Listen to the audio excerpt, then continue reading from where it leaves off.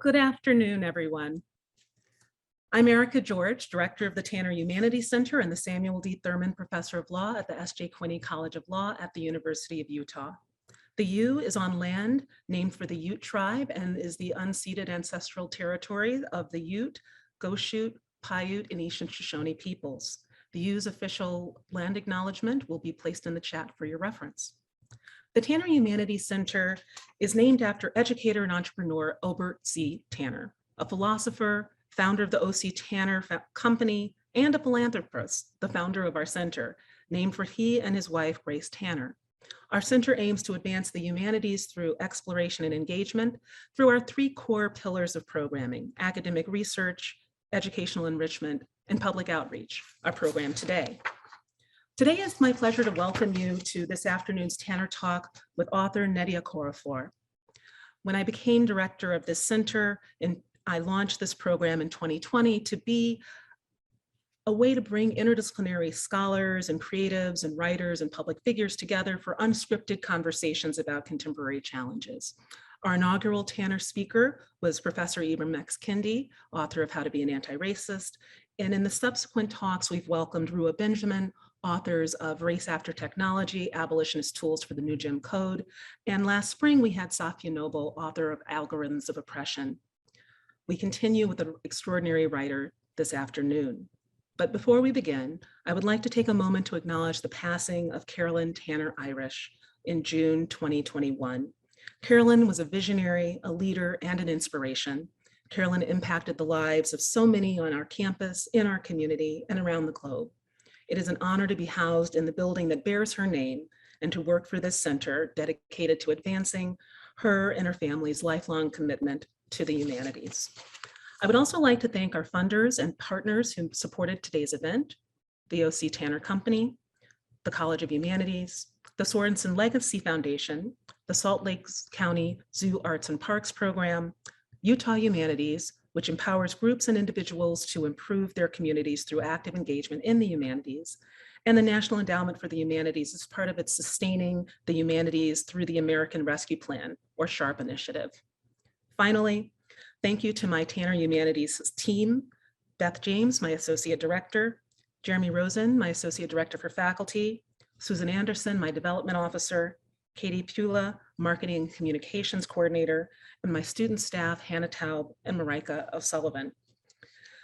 A bit about today's run of show before I introduce our author. We will be joined in conversation with two of our outstanding new faculty members in the Department of English, Andrew Shepard and Crystal Rudds, who I will introduce at length later, and their bios will also be in the chat. Both are professors of African American literature and culture in our Department of English in the College of Humanities. And now, it is my true pleasure to introduce a true creative, Nnedi Okorafor. Nnedi Okorafor is an acclaimed and prolific writer whose work spans genres and continents and worlds, and whose audiences range from children to adults. She writes Africanfuturism and Africanjujuism, and some of her celebrated and award-winning books include Who Fears Death, which is in development now with HBO to be a show, the BINTI novella trilogy, which is in development with Hulu, the AKATA books, Lagoon, Long Juju Man, and her most recent work, NOOR, among others, was released this week. Okorafor has also written for comics for Marvel. She has a moving memoir, Broken Places in Outer Spaces, that tells the story of her becoming the creative that she is today and overcoming challenges. She's currently co-authoring an adaptation of Octavia Butler's The Wild Seed with Viola Davis. She has won the Hugo, Nebula, World Fantasy, NPR Book of the Year, and Africana Book Awards, as well as the Locus and Lodestar Awards, among many others. And she's also won the prestigious Wole Soyinka Prize for Literature. She received her master's degree in journalism from Michigan State University and a master's and PhD in literature from the University of Illinois, Chicago. In fall 2021, she joins the College of Liberal Arts and Sciences and the Interplanetary Initiative at Arizona State University as a professor of practice. So she's not only an author and a creative, she's also an educator. And like me, she is a graduate of Homewood Flossmoor High School outside of Chicago. So Please join me in welcoming our author, Nnedi Okorafor. Hello. Hi, how are you? I am so good. I am so good. So unscripted conversation. I wanted to first talk with you about your writing, your being. I read your Broken Places Outer Space memoir, and you were initially a pre-med major. You'd imagined that you would be pre-med for much of your life. I think we have many of our students who are under pressure to not focus on the humanities or not major in the humanities. Could you speak to us about how you came to study the humanities and what the value is in studying the humanities? Yeah, it was an interesting journey because like I had always thought I was going to go into the sciences. I loved entomology in particular. So yeah, it was just a really nonlinear journey for me. And so like I love bugs. I love bugs and animals, but insects in particular. And so but at the same time, I always loved reading as well. Like I was I played semi-pro tennis and was a track star. But when I wasn't on the track or on the tennis court, I was in the library consuming books. So it's like that was always there, but it was it was just kind of an undercurrent to what I was doing. I was also chasing bugs in the bushes and collecting them and classifying them and all of that. So, but what the real turning point for me was, the main topic of my memoir, Broken Places in Outer Spaces, where I had scoliosis, severe scoliosis. It got progressively worse when I was in high school, and by the time I was in college, I had to have surgery. They were like they looked at my curvature, and they were they looked at my curvature and they were like, okay, if you don't have surgery for this, you're going to be crippled by the time you're 25 and you're going to have a much shorter life. You're going to have some serious difficulties. So I had this surgery, and I really didn't have much of a choice. I was an athlete. I was in the sciences. I was not thinking about, I'd never written anything creatively before all of this. And then when this happened, I went in and had the surgery, and after my freshman year in college, I was on the tennis team at the University of Illinois in Champaign-Urbana, and then I woke up paralyzed from the waist down. I was in this 1% of people who react to that particular surgery mysteriously with paralysis. They didn't know if I would walk again, so I went from mega athlete who I could walk on my hands across the quad.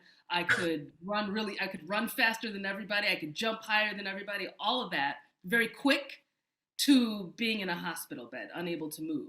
And it was very jarring. It was a lot. It was a lot. And the only way that I kept myself sane was just something in me just started writing these little stories when I was in the hospital bed. So that was when I started writing. That was when I discovered writing, because up until then, it was all about the sciences and, biology, all these bugs, all this stuff, and athletics, the body.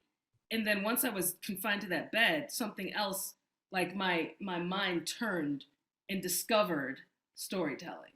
Like I wouldn't have discovered it if that hadn't that experience hadn't stopped me, because I was like vibrating really fast because I just was just the way I was born. I was an athlete from the moment I was born. I've always been an athlete. I come from a family of athletes. So when I was stopped like that, that's when I discovered the power of stories, because writing those stories, it was just like it took me somewhere else. It allowed me to pour what was in me into those stories and create something from it. And that was just, it's like I put all of these pieces together because I was reading them and I was enjoying them, and I didn't, and I kind of saw it from a different angle suddenly. So it was a lot. It took it took a lot. I mean, I come from a family of immigrants, and like there are only only three or four careers: doctor, lawyer, engineer, and failure. I think Yes. that's how it goes. So like these going into the humanities was unheard of until I discovered storytelling in the way that I discovered it. And when I discovered it, it was like I discovered the thing. There was nothing that could turn me from it. So yeah, it was a really interesting awakening for me. And you are an extraordinary storyteller, truly.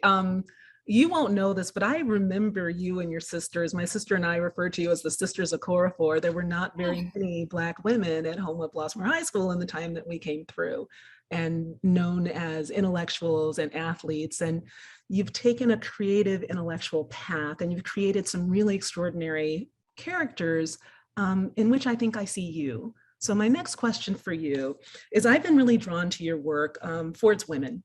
You create powerful Black women and girls that are courageous. They're magical, they're powerful, but they are coming up against ignorance and intolerance at every turn in your stories, which is a lot. They're unique, they're different, they're sometimes seen as broken or outcast or ostracized or excluded.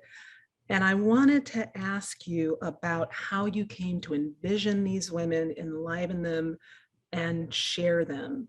I guess this is a way of me asking you about representation, what you saw and didn't see in our culture and our education, and what we need to be looking at. oh yeah.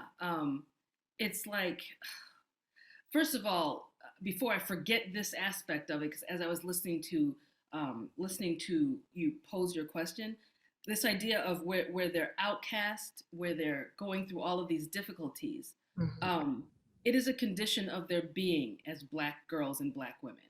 To where to if you're when you are not even, I wouldn't even say extraordinary, because a lot of my characters, I don't see them as extraordinary, like compared to other people. I see them as just who they are, very individual.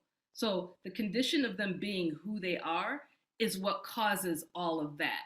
Like the being an outcast, having a difficult, having to go down a difficult path, having to face and deal with certain issues, having to fight.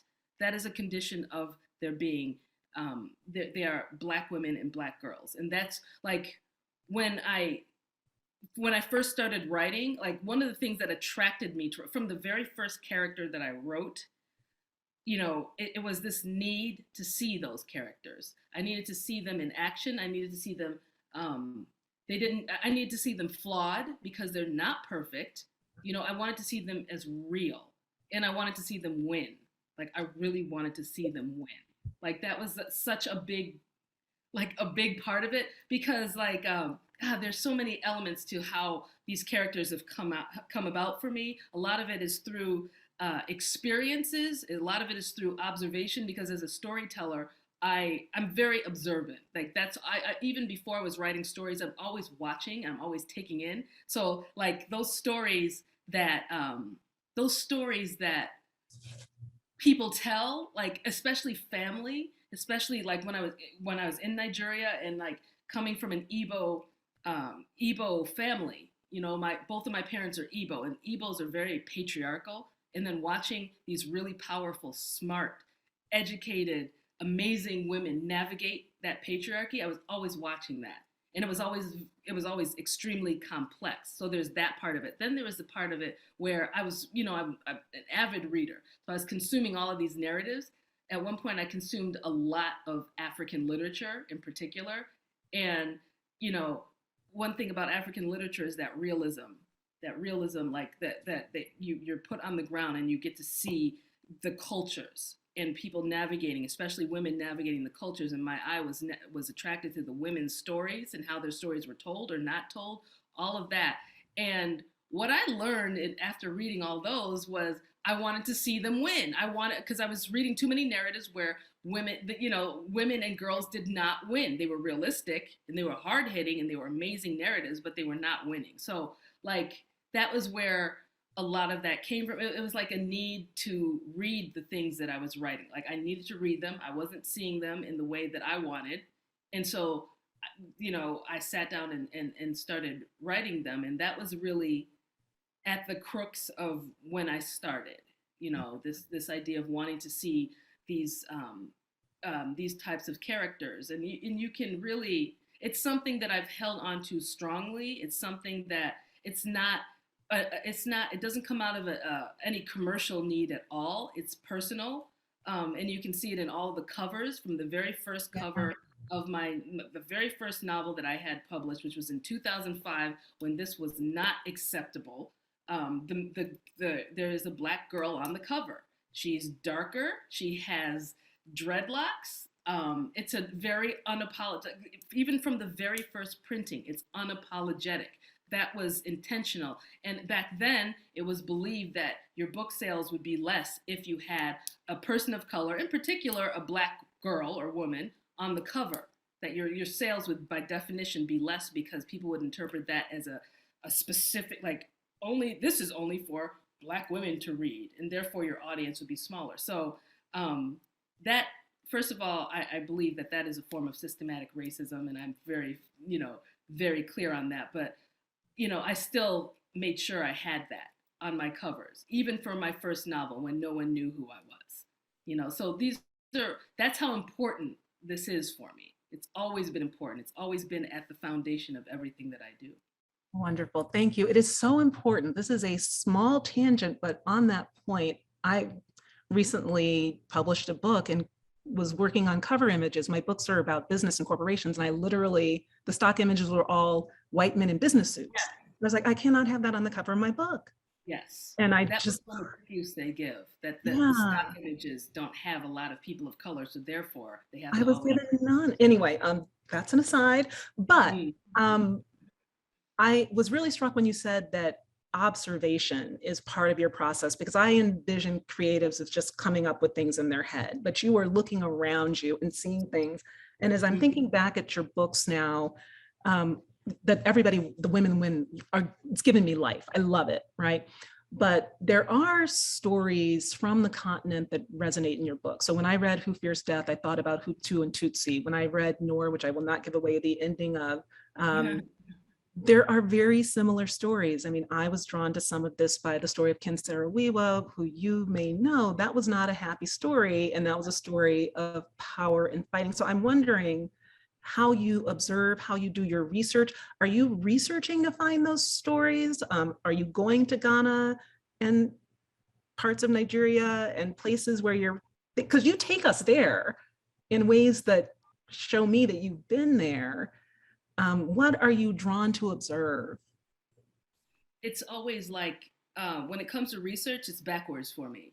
Like, first of all, my writing process is very nonlinear.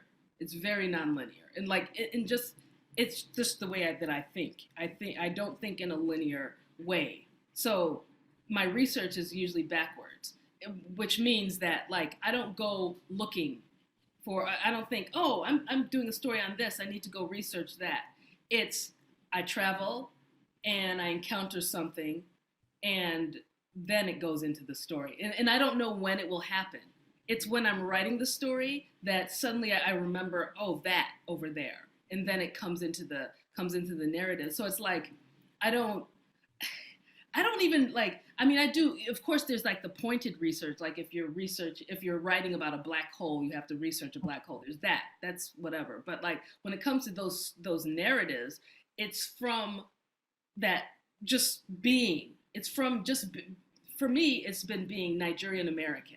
Because as a Nigerian American, born and raised in this country, with that perspective, that point of view, and also being affected by this country, I've dealt with this country's racism, like, oh my God, even before I was at home with Flossmoor, where there were some racial issues. Oh, there were some issues. There were some issues. Yes. There were some issues.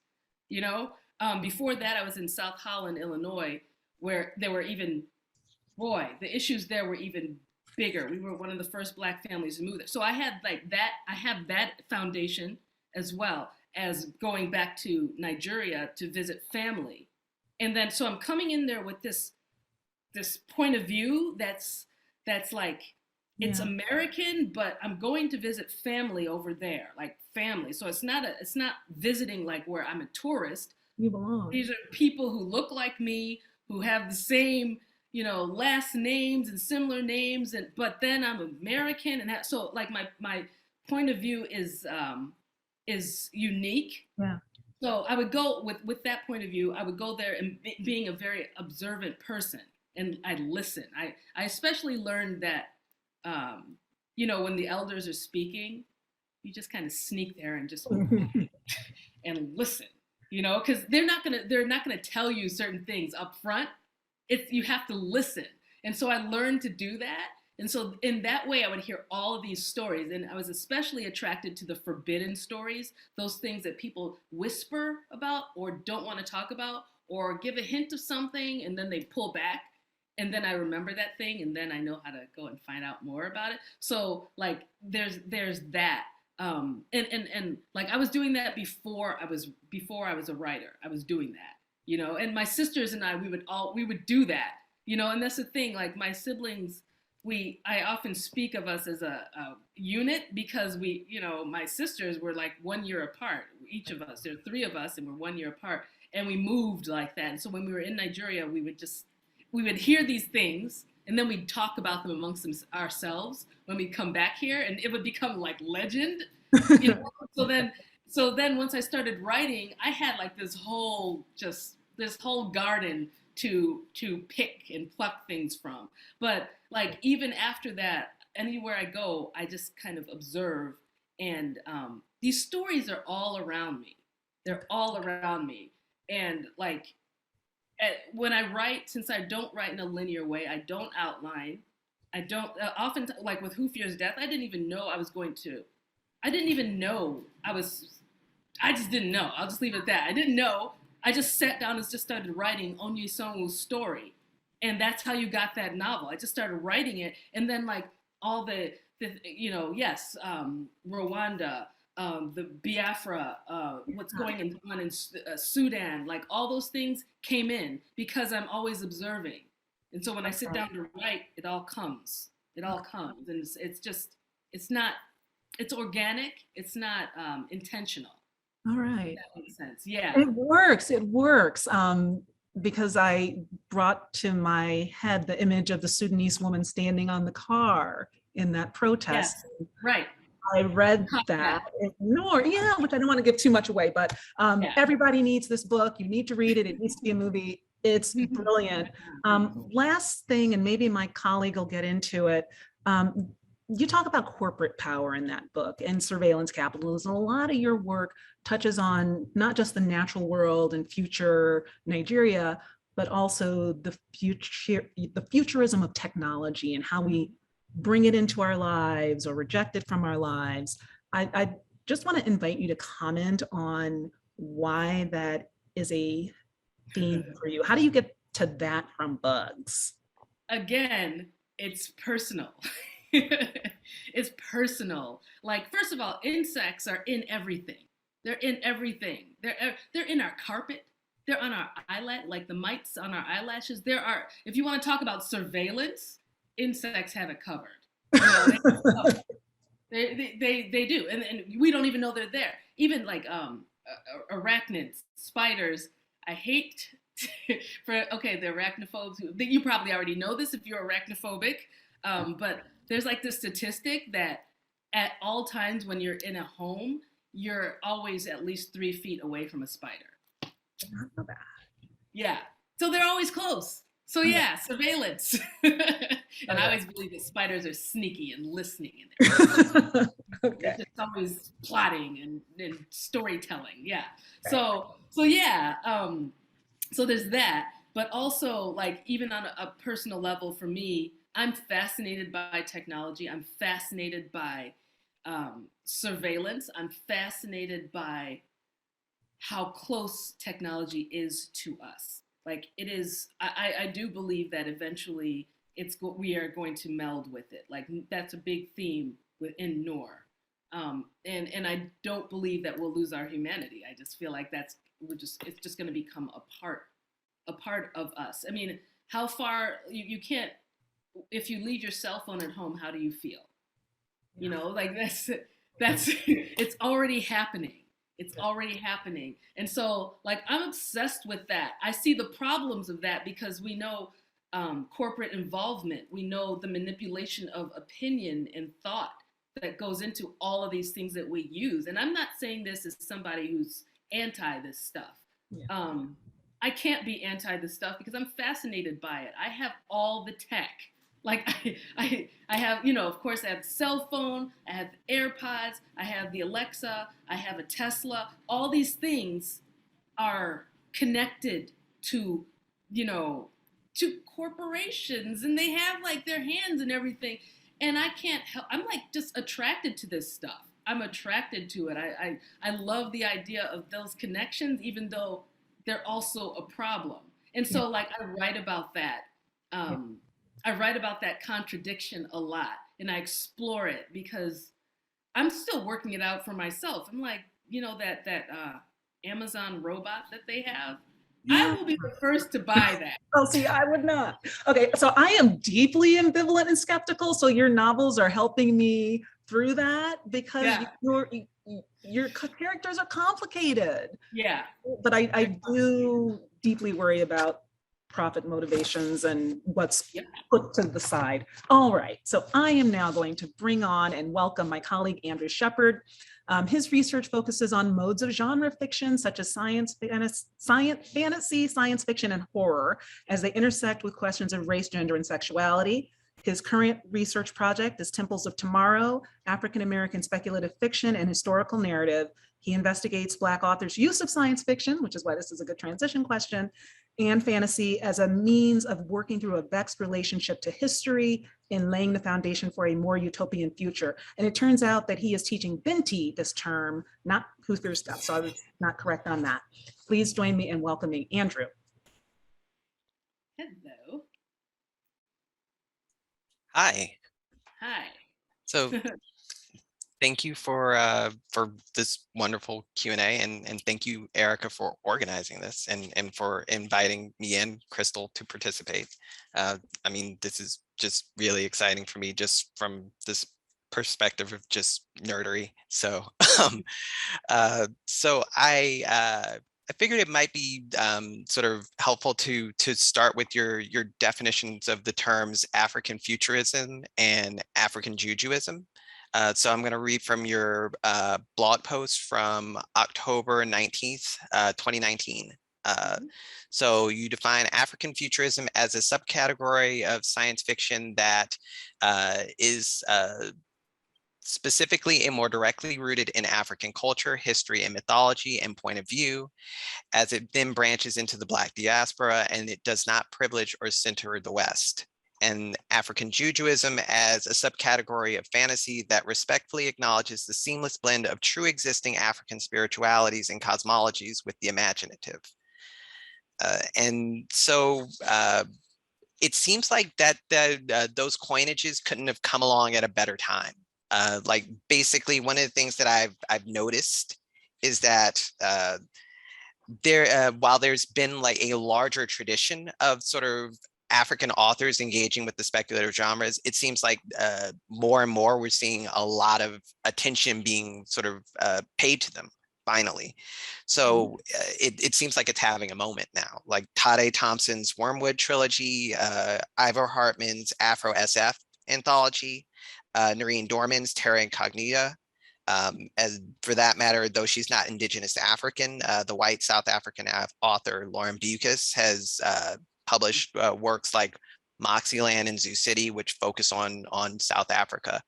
And so I was curious about, like, why you think that that there's a greater attention being focused to the sort of speculative literary production of Africa right now, or if it's just that we're just finally paying attention to it.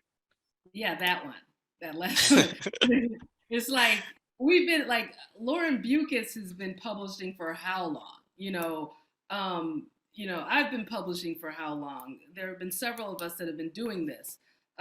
It's like I feel like people are, especially the West, are just catching up. They're just arriving, and those of us that have been here for like a long time are either rolling our eyes or we're just like, oh, okay, good. Like almost a cynical good. And I wouldn't call it a moment. It's been happening. It's been there. It's going to be there. It's going to continue to be there. It's going to, at this point, it's going to continue to grow. I do think that, like, I've been doing this long enough where I can say that I have seen attitudes shift. Both, like, I'll just be specific about South Africa. It's been coming up for a while. Like South Africa has been South African writers, but particularly white South African writers. They've acknowledged and accepted this, you know, like science fiction that comes from within the continent is not new to them. You know, they've been creating, and there's a whole culture of that, and there has been for quite a while. Other parts of the continent, I can speak directly about Nigeria because I've witnessed this, had to come around, and they've come around in within my time, because I know when ZAHRAH the Windseeker first came out, the response to that compared to the response to my work now is like night and day. It's like night and day. Speculative fiction, from especially science fiction, from a specifically African perspective, point of view, and not just Africa like as a whole, but like specific, where you're using specific, where you're drawing and the foundation is from a specific culture. Like in 2005, I can definitely say was frowned upon, was ridiculed. You know, I dealt with this, was ridiculed, was seen at like my AKATA Witch series, the Insibidi Scripts series, which is AKATA Witch, AKATA Warrior, and AKATA Woman. When that was published in Nigeria, they had to change the title because, you know, the publishers were so afraid that like and they were right, that parents would not buy this book for their kids because that book is steeped in specific Nigerian culture and mysticism and politics, all of that people there would recognize. People in the United States would read it as fantasy. They're like, oh, this is just fantasy. People there recognize it and know that it's not fantasy. You know, what I was dabbling in some stuff that was not just fantasy. That's why I had to come up with the Africanjujuism word, because I felt like people here in the United States, or just in Western countries, were not understanding what was happening. They were just reading it as fantasy, and I felt like they were missing stuff. But like when it was published in Nigeria, there was like just almost a backlash at the time. You know, it was just difficult. I was called a witch so many times, and that was serious, like serious. And to be a witch there is real and not good.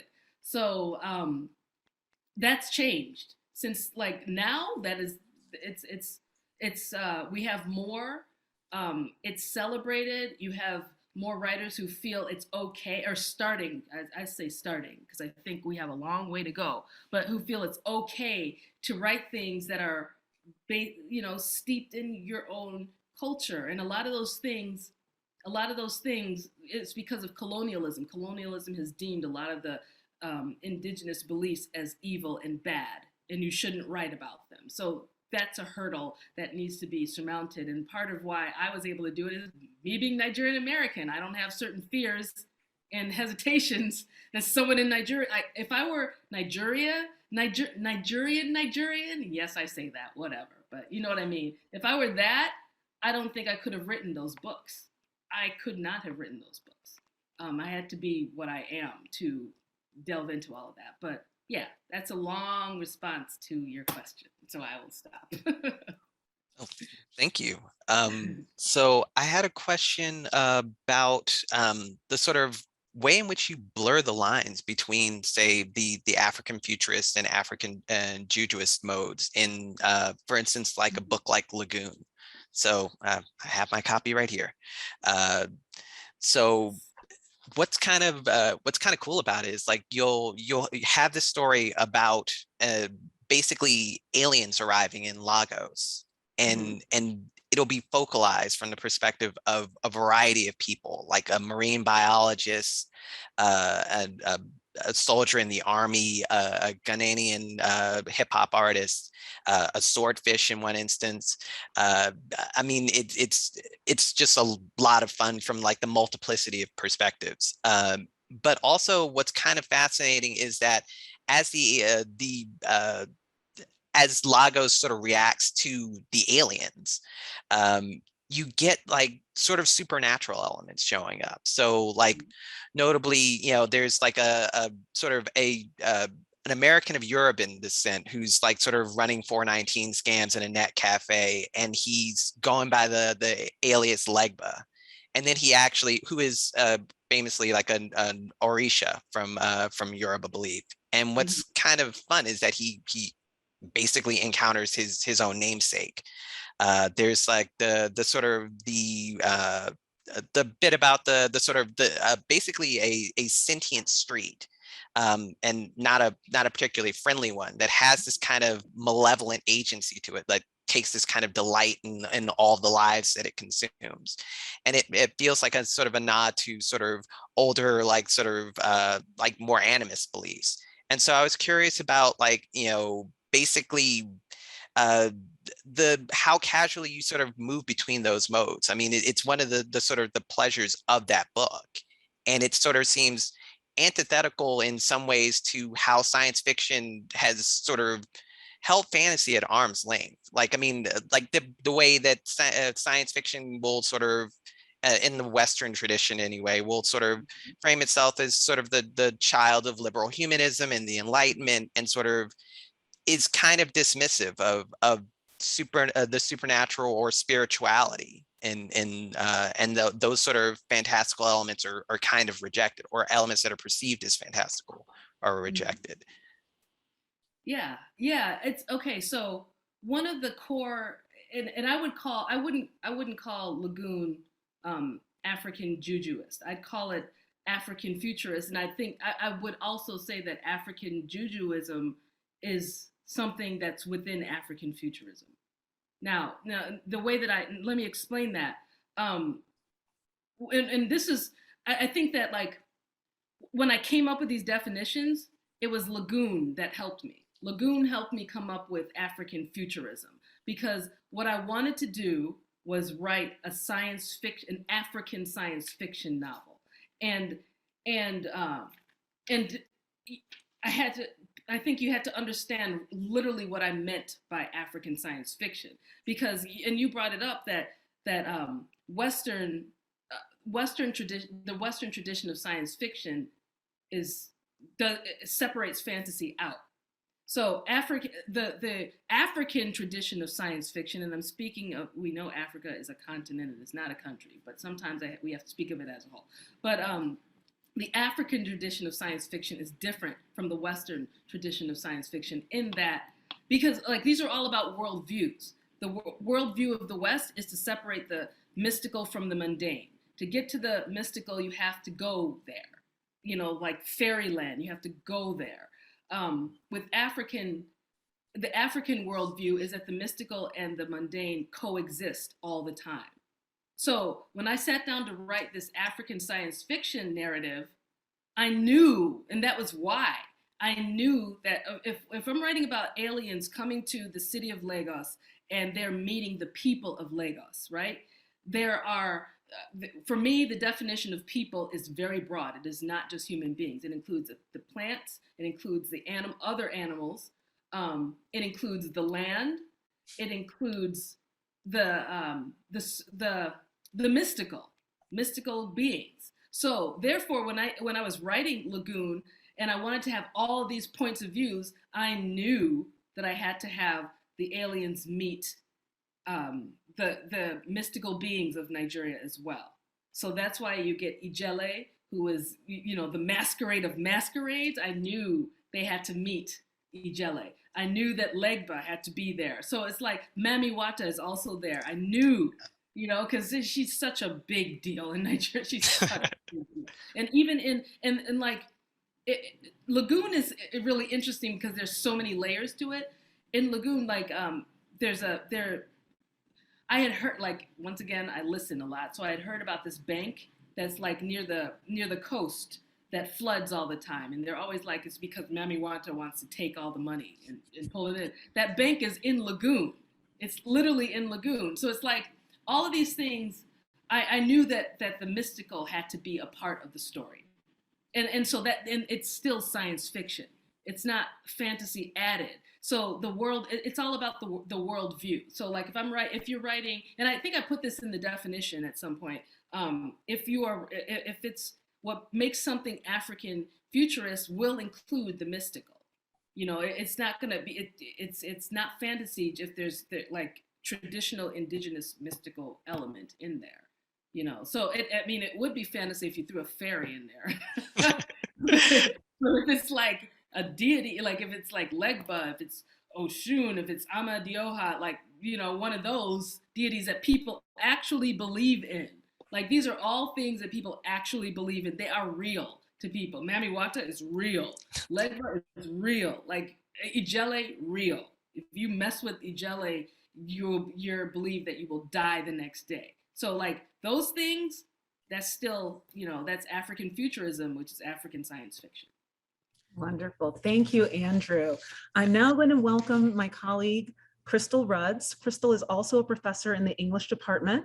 Her research focuses on 20th century African-American literature, urban housing and cultural studies, and Black feminism and masculinities.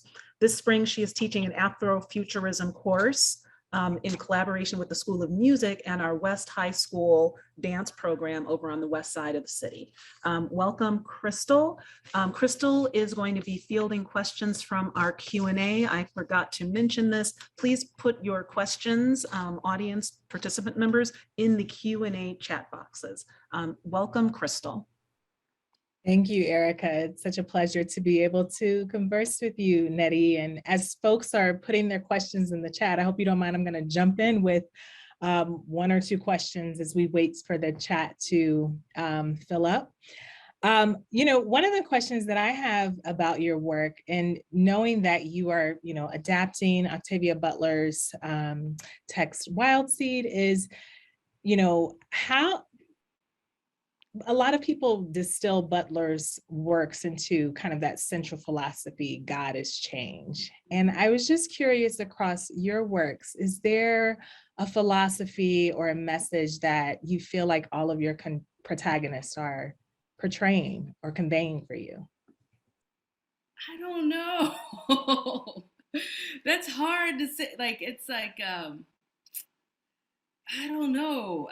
I feel like that's almost not for me to figure out, because like when I sit down to write these, I'm not thinking about any of that. I'm just writing, especially like my process being as organic as it is. Yeah, I don't know. I do know that I seem to, like, after looking at several of my novels, almost all of my novels, maybe not the Insibidi script series, but almost all of them, other than that one, those ones, I do write about women who leave. I write about women who are always leaving, women and girls who are always leaving, or going to find, going to get, but leaving. I'm not sure why. It's just something that comes up, but I don't know. It's always hard for me to look at all of them. I counted, and I think I have 19 books, maybe 20, but I think it's 19. And I don't know if I could contain all that, like at the same time, enough to be like, okay, this is a theme that runs through all of them. Sure. Okay. We're still looking for questions, so I invite you to post your questions in the chat and I will read them out or condense them as time gets short. But Nnedi, in terms of process, since you do write so organically, another thing that I'm wondering about is how your process might be different for writing novels versus the many comic series that you're now engaged with. LaGuardia, Wakanda, Black Panther, Shuri. How is that process different? It's completely different. It's like they're not even similar at all. Like, I can't do that because like comics and film, TV, those involve a lot of people. They're collaborative. So I can't, like, and also like with comics, you go in knowing how long it will be. You go in even before you've written it, you know how much space you have, and you write into that space. When I'm writing prose, like the BINTI series is novella, like it's It's a trilogy of novellas plus a novelette. That's because I wrote it the way it came, you know, and I didn't intend to write a novella when I wrote Binti. I didn't even know it was a novella. I just finished it and then looked.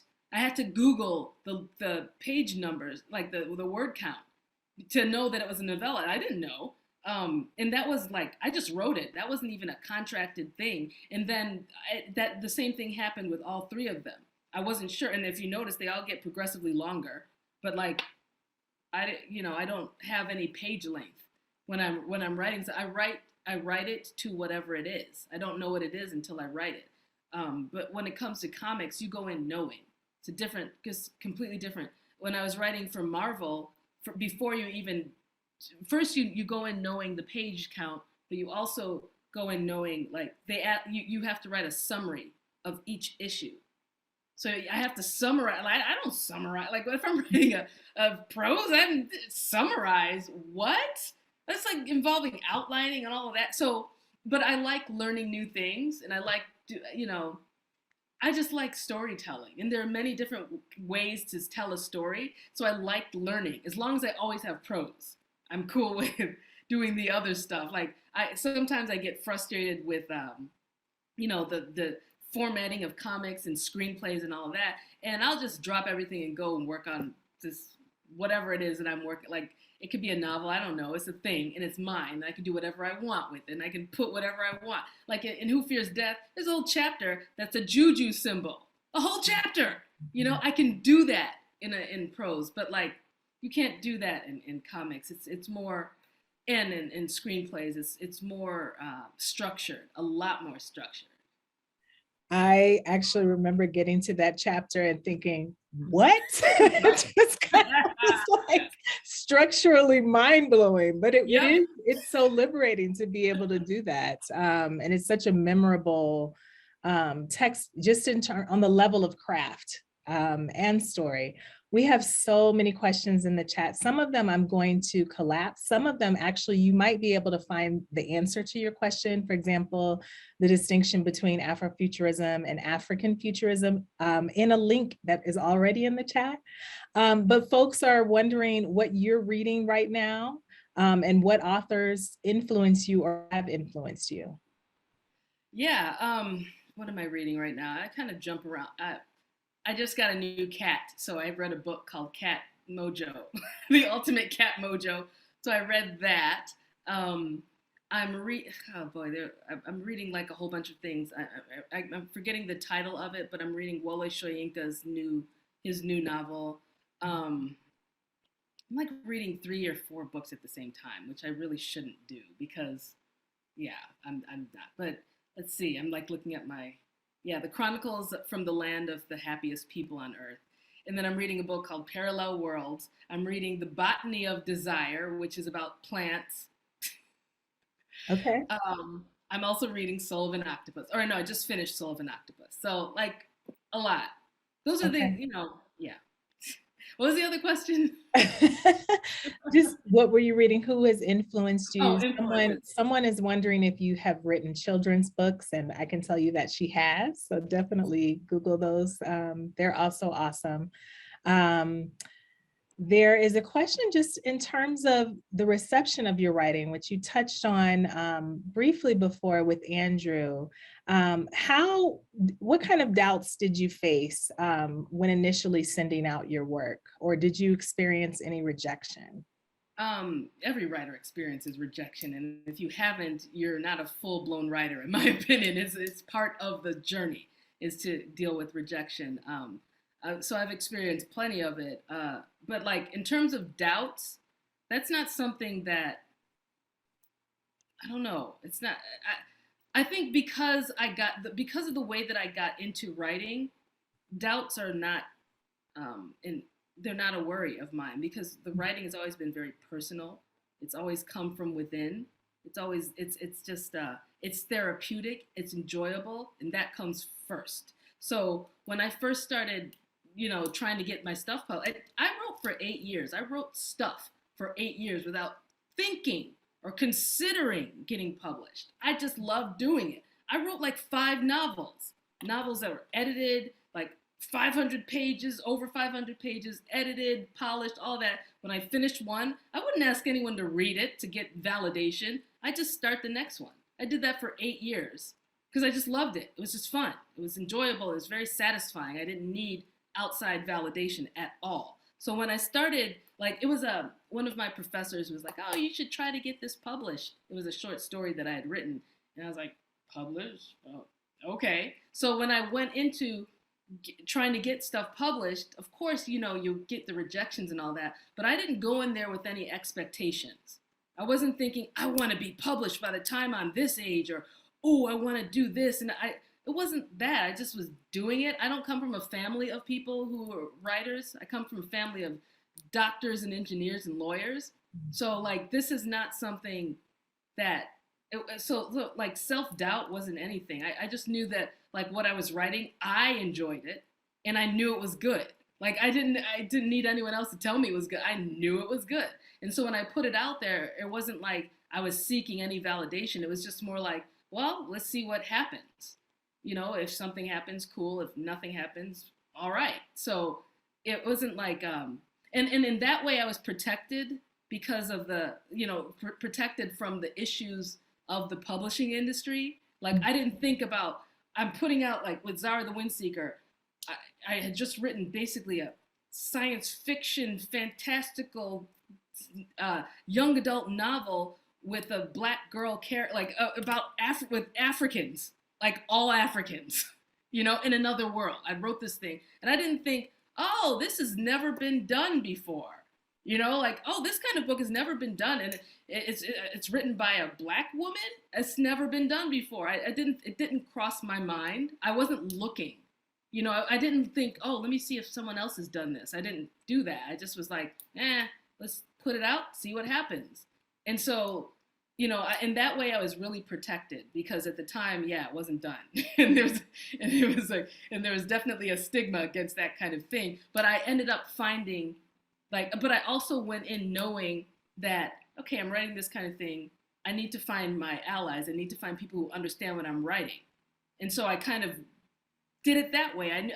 I've always known that because of the kind of person who I am and being a black woman in the United States, that I can't do things the way that most people can do things, that I have to find the path that works for me. I've always known that, so I just applied that to the way I went about trying to get published, you know? And so in that way I was protected from a lot of the nonsense and like on a mental level, but that was also how I ended up finding, you know, my first editor and my agent and all of that.